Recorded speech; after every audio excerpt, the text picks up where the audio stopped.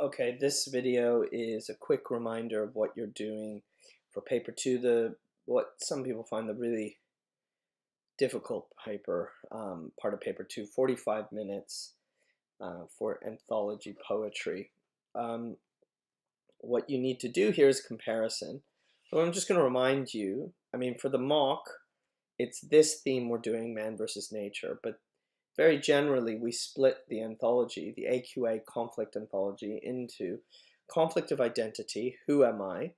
That would be things like checking out my history, in particular, comes to mind. Then there are poems where it's man versus nature, and those wherein man is fighting nature or man is intimidated by nature, something like that. There are inner conflicts where we're fighting ourselves, and then which could kind of link to conflict of identity, even though there's a very particular type of conflict. And then, of course, there's conflict between people. I think roughly, if you wanted to pick another theme, it could be place, conflict of place. But very generally, these would be four major themes. What I'm going to do in this short video is I've reminded you of the themes. We'll go through it again. We'll do context and then how to answer a question. So firstly, very roughly, there are about four major contexts for this exam. There's the Romantic poets, there's the Victorian poets, and then there's World War I poetry, either the experience of World War I or the imaginary of World War I, and then there's a vast array of poems that follow on from the First World War. So let's start there. That's going to be the post-World War II poetry is going to be characterized by not as much formal poetic structural devices, free verse, variety of viewpoints, unorthodox and colloquial language, a variety of different contexts and places. That reflects the fact that since the Second World War, there's a lot of different voices and perspectives that we look at in poetry. The oldest poems we're looking at are the Romantic poets, and those were poets of political radicalism and nature as a religion, and those would be, for the mock, we're really interested in Wordsworth, Shelley, Blake, for our purposes. So Wordsworth sees in nature a kind of fearful God. Shelley sees how nature has it over on all political tyranny, and Blake sees London as a place of the city itself as a place of corruption, perhaps in contrast to nature. Victorian poetry, that's Tennyson and Browning. So those are very, very highly wrought and designed poems. Browning's with his couplets, his dramatic monologue. The whole poem is actually about a painting, a phrastic poem about a piece of art. And Tennyson's is about celebrating a war and bravery, even though the charge of the Light Brigade was a suicide mission. But the Victorian poets weren't as radical, let's say, in their politics as the Romantics. And what they did more was the achievements.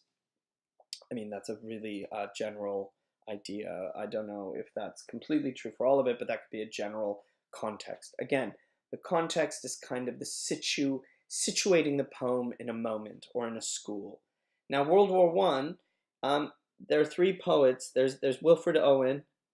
There's and that's the poem Exposure. And then there's Poppies.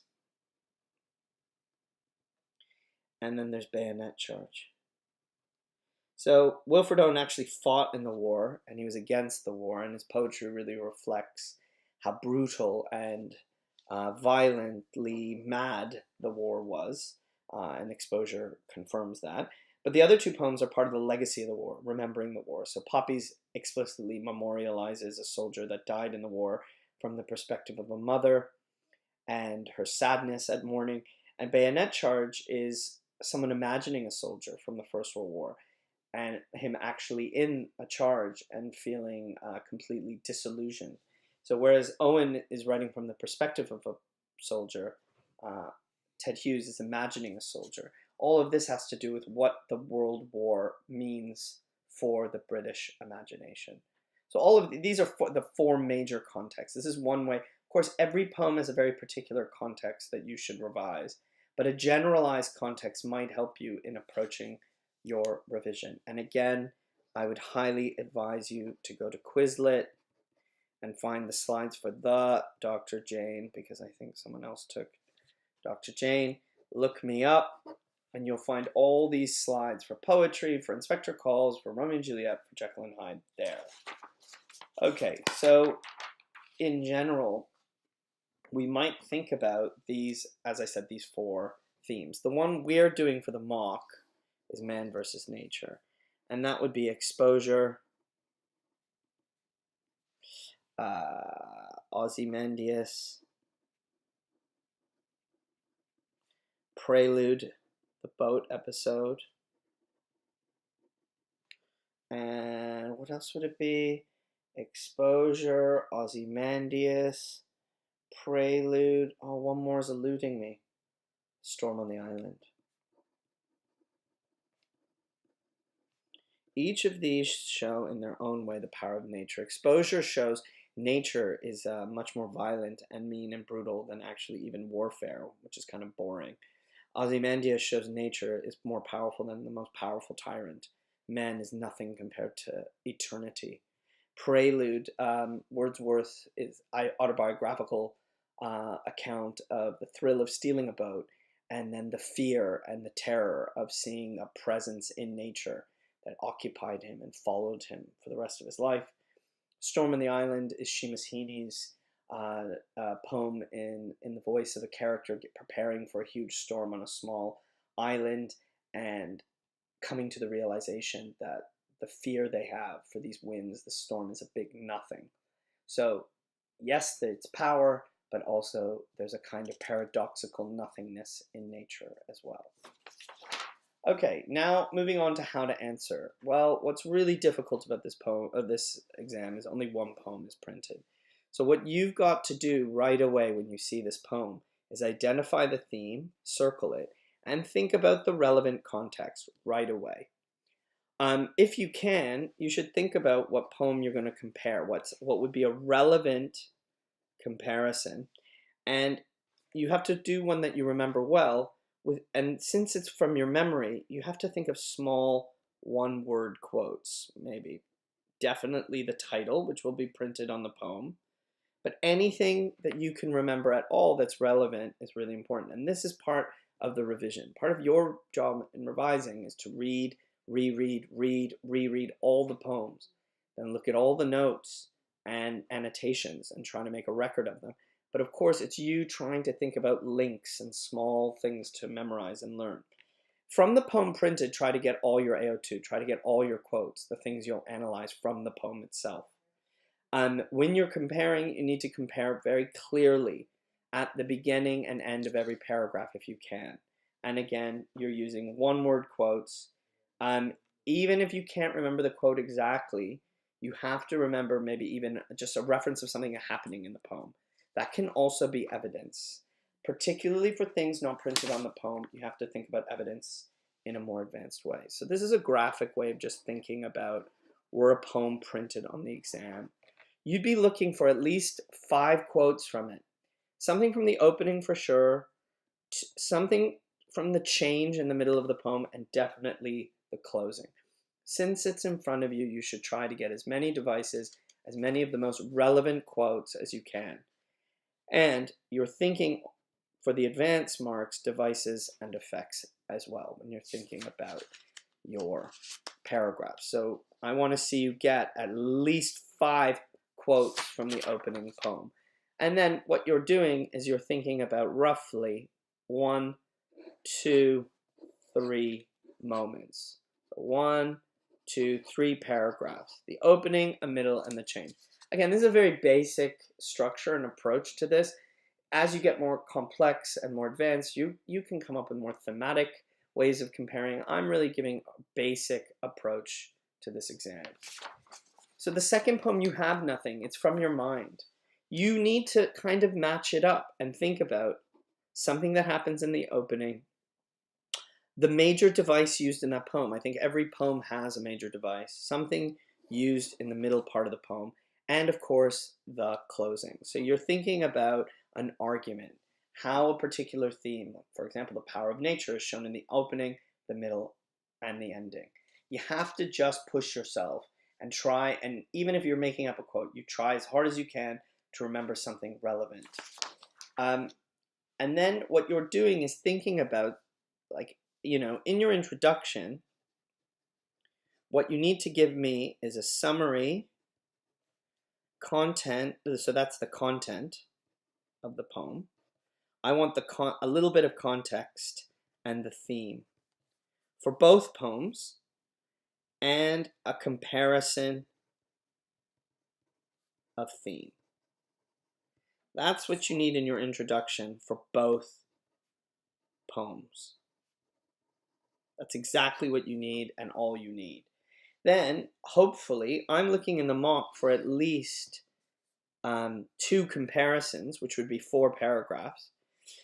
You know, the theme, compare the way the theme is shown in the opening and compare the way the theme is shown in the middle or in the end, if you can.